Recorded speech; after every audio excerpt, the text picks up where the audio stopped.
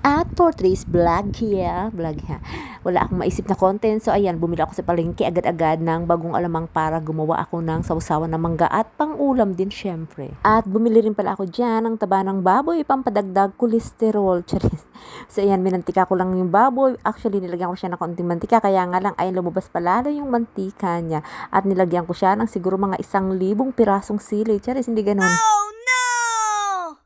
At nung alam ko na nagisa ko na ng maayos yung mga sibuyas, bawang at sili at inilagay ko na ang bagoong mga Mario. Hinugasan ko yung bagoong na yan kasi pag hindi mo inugasan na kulang kakain sa sobrang alat. At maganda pala itong nabili ko ngayon na bagoong, hindi siya may amoy. Last time kasi mga Mario, bumili ako kahit anong hugas ko ay talagang may amoy. Diyos ko, mabaho pa sa aking liki-liki. Charis.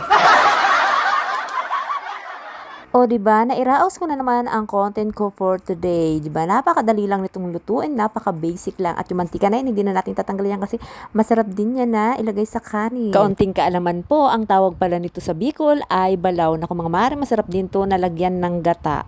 So, ayan, luto na yan. At ayun na nga, nakapitas na rin ako ng mangga kanina. So, ayan, let's go, kain na. At salamat sa panonood.